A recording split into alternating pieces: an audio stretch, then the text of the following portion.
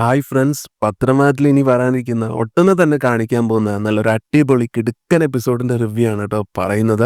അങ്ങനെ ഒടുവിൽ മുത്തച്ഛനും മുത്തശ്ശിയും ആ സത്യം അറിയുന്നുണ്ട്. ദേവയാനിക്ക് കരൾ കൊടുത്ത് സഹായിച്ച ആ പെൺകുട്ടി നയന തന്നെയാണെന്നുള്ള കാര്യം ആ സത്യം അറിയുന്നതോടുകൂടി നല്ല നല്ല ത്രില്ലടിപ്പിക്കുന്ന രംഗങ്ങളൊക്കെയാണ് വരാനായിട്ട് പോകുന്നത്. അങ്ങനെ അനന്തപുരിയിലേക്ക് വീണ്ടും തിരിച്ചെത്തിയ അനാമിക ജാനകിയോടായിട്ട് ചോദിക്കുന്നുണ്ട്, ഇനി ഞാൻ എന്ത് ചെയ്യണോ അമ്മേ? അനി വീണ്ടും വീണ്ടും ആ നശിച്ചവളുടെ പിറകെ തന്നെ നടക്കുകയാണ്. ഇന്നിപ്പോ ഒരു ലോഡ് ഫ്രൂട്ട്സും വാങ്ങിയിട്ടാണ് അനി അവളെ കാണാൻ പോയിരുന്നത്. അനിക്കിത് എന്തിന്റെ കേടാണെന്ന് എനിക്ക് മനസ്സിലാവാത്ത ഒരു കാര്യം. ഞാൻ ഇതൊക്കെ എങ്ങനെ സഹിക്കും അമ്മേ? ഞാൻ എന്റെ വീട്ടിൽ പോയി നിൽക്കുന്നത് അനിക്ക് സൗകര്യമായെന്നാ എനിക്ക് തോന്നുന്നത്. പക്ഷെ എത്ര നാളെന്ന് വെച്ചാ അമ്മേ ഞാൻ അനിയുടെ പുറകെ ഇങ്ങനെ നടക്കുന്നത്? അനിക്ക് എന്നെ വേണ്ടെങ്കിൽ ആ ജീവിതത്തിൽ നിന്ന് ഒഴിഞ്ഞു കൊടുക്കാൻ ഞാൻ തയ്യാറാണെന്നൊക്കെ പറഞ്ഞ് കള്ളക്കണ്ണീരൊഴുക്കുകയാണ് കേട്ടോ നമ്മുടെ അനാമിക. ഉടനെ ജാനകി പറയുന്നുണ്ട്, മോളിങ്ങനെ വിഷമിക്കാതെ മോളെ, എന്തായാലും ഇത് ഇത്രത്തോളം ആയ സ്ഥിതിക്ക് അവനോടൊന്ന് സംസാരിച്ച് നോക്കുന്നുണ്ട് ഞാൻ. ഇതിങ്ങനെ വിട്ടാ പറ്റില്ലല്ലോ, മോള് സമാധാനമായിട്ടിരിക്കുന്നൊക്കെ പറഞ്ഞ് അങ്ങനെ അനിയെ പോയി ചോദ്യം ചെയ്യുന്നുണ്ട് ജാനകി. നീ എന്തിനാടാ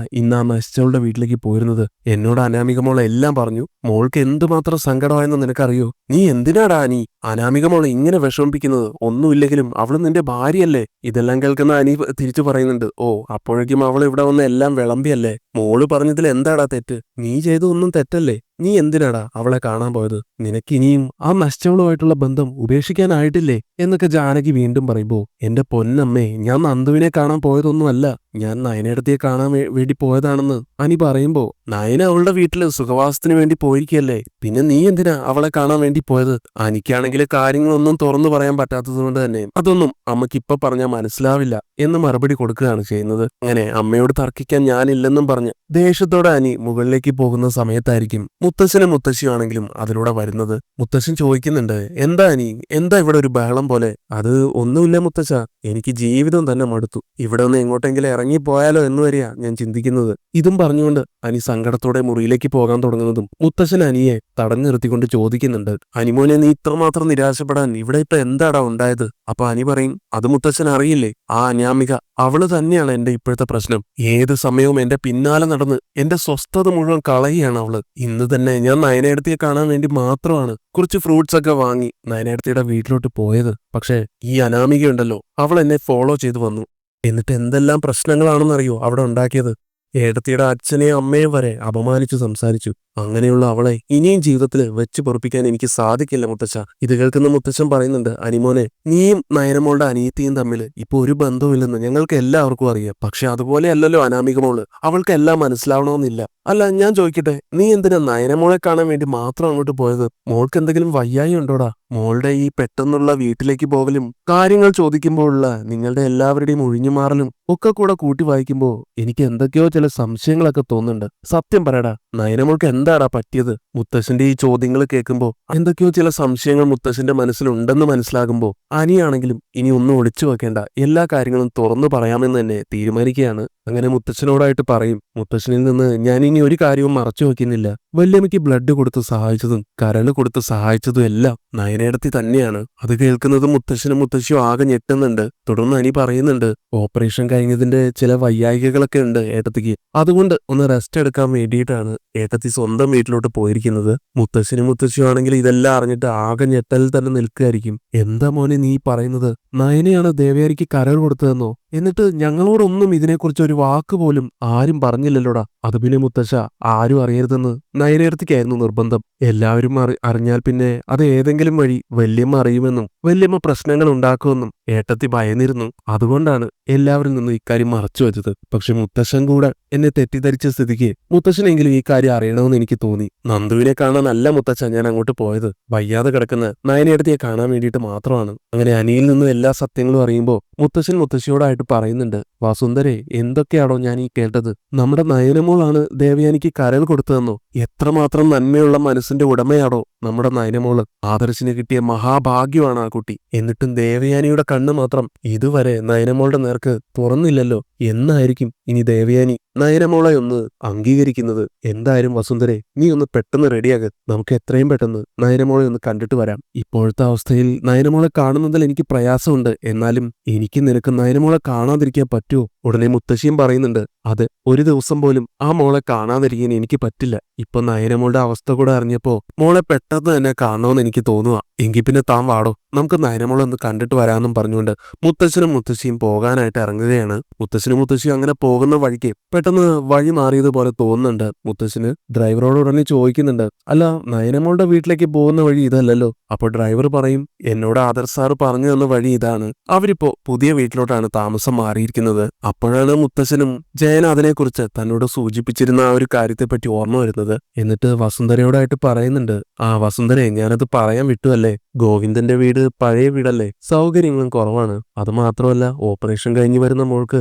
അതിനനുസരിച്ചുള്ള സൗകര്യങ്ങളുള്ള വീട്ടിൽ വേണ്ട നിൽക്കാൻ. ജയന്റെ പറച്ചിൽ കേട്ടിട്ട് ആദർശ് അവർക്കായിട്ട് എടുത്തുകൊടുത്ത വീടാണെന്നാണ് എനിക്ക് തോന്നുന്നത്. അതേതായാലും നന്നായി എന്ന് പറയുന്നുണ്ട് മുത്തശ്ശിയും. അങ്ങനെ മുത്തശ്ശനും മുത്തശ്ശിയും കൂടിയിട്ട് നയനയുടെ വീട്ടിൽ എത്തിച്ചേരുന്നുണ്ട്. കോളിംഗ് ബെല്ലടിക്കുമ്പോ ഗോവിന്ദൻ വന്ന് വാതിൽ തുറക്കുന്നതും മുത്തശ്ശനെയും മുത്തശ്ശിയും അവിടെ കാണുമ്പോൾ ആ ഗോവിന്ദൻ ആകെ നടുങ്ങുന്നുണ്ട് കേട്ടോ. അയ്യോ, ഇത് ആദർശ് മോന്റെ മുത്തശ്ശനും മുത്തശ്ശിയും അല്ലേ വന്നിരിക്കുന്നത്? അവർക്ക് കാര്യങ്ങളൊന്നും അറിയില്ലായിരുന്നല്ലോ. അവര് നയനമോളെ തിരക്കിയ ഇനി ഞാൻ എന്താ പറയുക? ഈശ്വര, എന്തെങ്കിലും ഒരു വഴി കാണിച്ചു തരണേ എന്നൊക്കെ മനസ്സിൽ പറയുകയാണ് ഗോവിന്ദൻ. ഏതായാലും ഗോവിന്ദൻ വന്ന് അവരെ സ്വീകരിക്കുന്നുണ്ട്. മുത്തശ്ശൻ ഗോവിന്ദനോടായിട്ട് ചോദിക്കുന്നുണ്ട്, എന്താ ഗോവിന്ദ മുഖത്തൊരു സന്തോഷമില്ലാത്തത്? ഞങ്ങള് വന്നത് ഇഷ്ടപ്പെട്ടില്ലേ? അയ്യോ സാറേ, അങ്ങനെയൊന്നും പറയാതെ.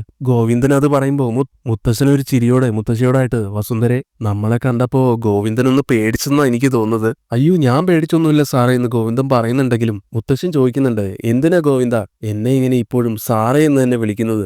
ഗോവിന്ദൻ ഇപ്പോ ഞങ്ങളുടെ ബന്ധുവാണ്. എനിക്ക് ജയനും അജയനും എങ്ങനെയാണോ അതുപോലെ തന്നെയാണ് ഗോവിന്ദനും. ഞങ്ങളുടെ മകന്റെ സ്ഥാനത്താണ് ഗോവിന്ദനെയും കാണുന്നത്. അതുകൊണ്ട് ഞങ്ങളെയും അച്ഛന്റെ അമ്മയുടെയും സ്ഥാനത്ത് കണ്ടൂടെ എന്നൊക്കെ ചോദിക്കുമ്പോ, അത് അങ്ങനെ തന്നെയാ മൂർത്തി സാറേ, പക്ഷേ എന്ന് കരുതി സാറിന്റെ ആ വലിയ മനസ്സ് ഞങ്ങൾ ആരും മുതലെടുക്കാൻ ശ്രമിക്കില്ല. അപ്പൊ മുത്തശ്ശൻ പറയും, എന്തായാലും ഗോവിന്ദന് സാറേ എന്നുള്ള ആ വിളി ഇനി മുതൽ ഒഴിവാക്കണം, ശ്രമിക്കാമെന്ന് പറയുന്നുണ്ട് ഗോവിന്ദനും. തുടർന്ന് മുത്തശ്ശൻ, അല്ല, എവിടെ നയനമോള്? കുറെ ദിവസമായി മോളെ അനന്തപുരിയിൽ കണ്ടിട്ട്. മുത്തശ്ശൻ ഇങ്ങനെ ചോദിക്കുന്നത് കേട്ടുകൊണ്ടായിരിക്കും കനകയെ അങ്ങോട്ട് വരുന്നത്. കനകയും എന്തു പറയണമെന്നറിയാതെ ഒരു നിമിഷം മിണ്ടാതെ നിൽക്കുകയാണ്. എന്നിട്ട് അവരുടെ അടുത്ത് ചെന്നിട്ട്, അയ്യോ, ഇത് ആരൊക്കെയാ വന്നിരിക്കുന്നത്? ആദർശമോന്റെ മുത്തശ്ശനും മുത്തശ്ശിയും വന്ന കാലിൽ തന്നെ നിൽക്കാതെ അവിടെ ഇരിക്കുമെന്ന് പറഞ്ഞുകൊണ്ട് അവരെ സ്വീകരിച്ചിരുത്തുന്നുണ്ട് കനക.